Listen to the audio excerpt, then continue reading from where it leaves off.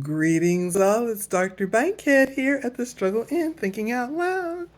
And I want to pick up on the topic of perfectionism just at least a little bit. And that is to say that I'm resisting the commonly heard phrase that nobody is perfect. It's imprinted in your subconscious mind. And as I mentioned in the previous video, 90% of your behavior is controlled by your subconscious mind.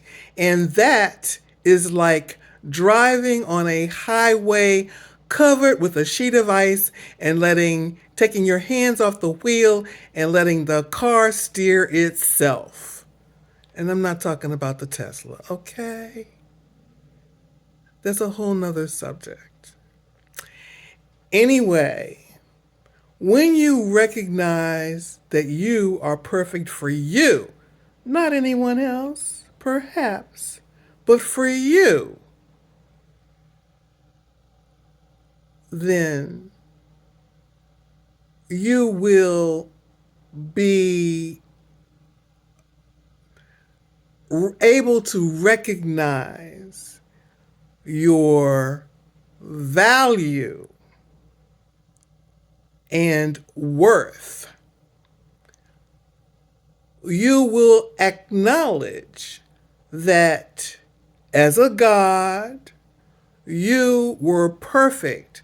There's a scripture in the Bible that says something to the effect of, God knew you when you were in your mother's womb.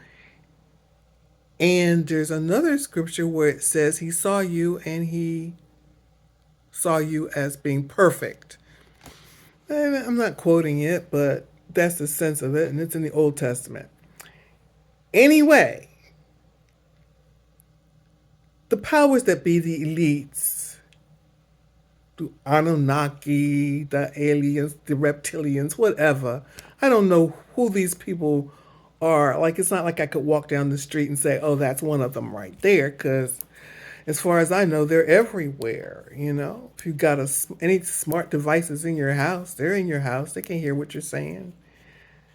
It's not a surprise when you cut your phone on, you start seeing ads that are talking about something that you were just talking about in your own house.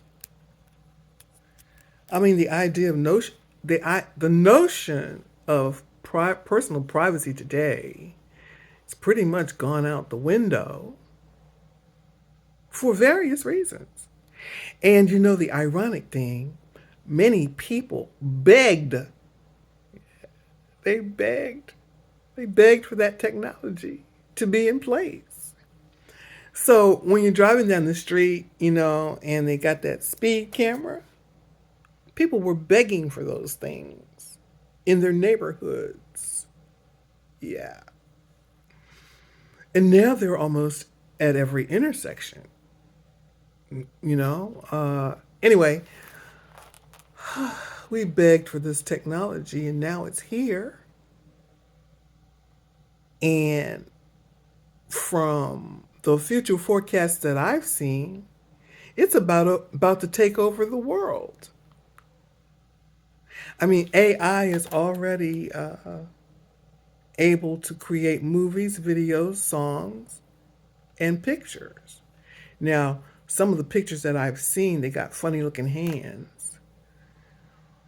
But you know, that could possibly just be a gimmick so that you don't really think about it when all of a sudden, boom, it's perfect. The technology that we're experiencing today was created before the turn of the century. And so there should be no surprise that each and every year they can roll out something that's new and improved.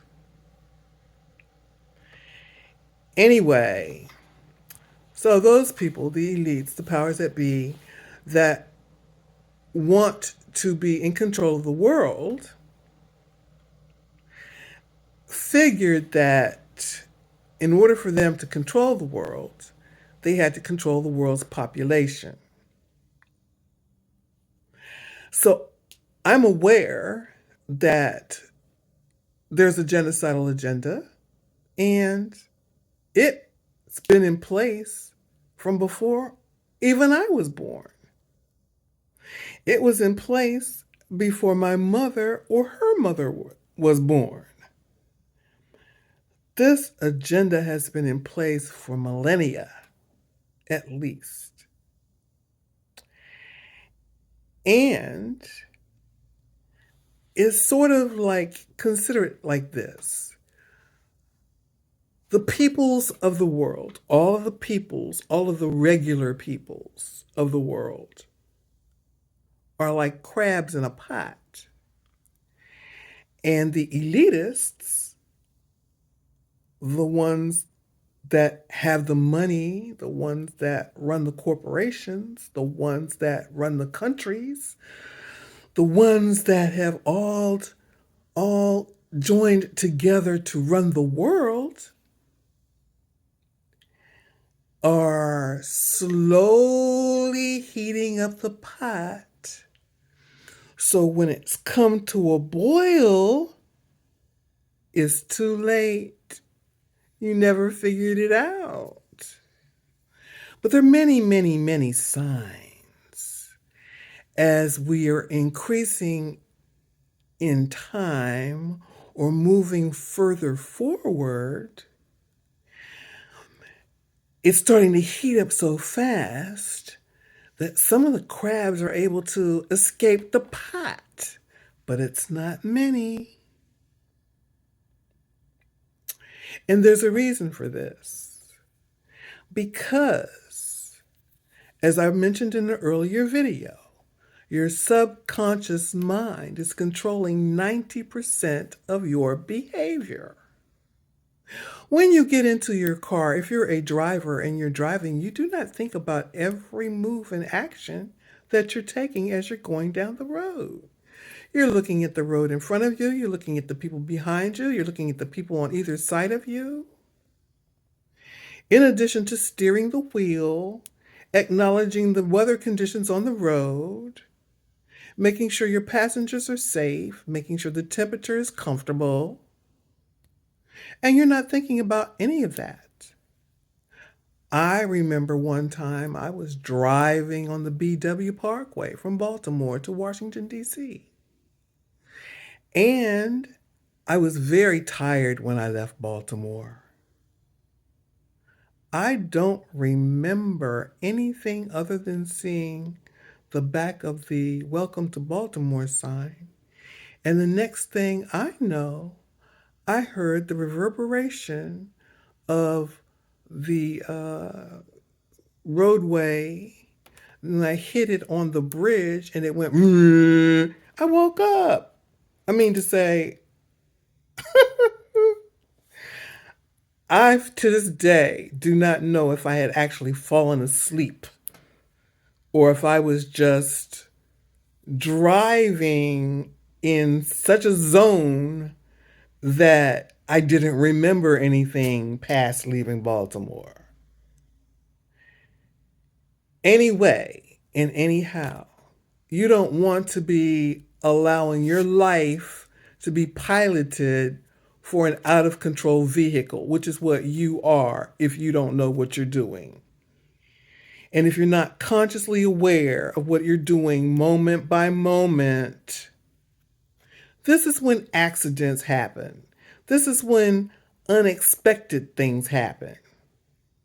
Yes. Anyway, this is Dr. Bankhead at Struggle in Thinking Out Loud, and I'll get back to you probably on this topic again.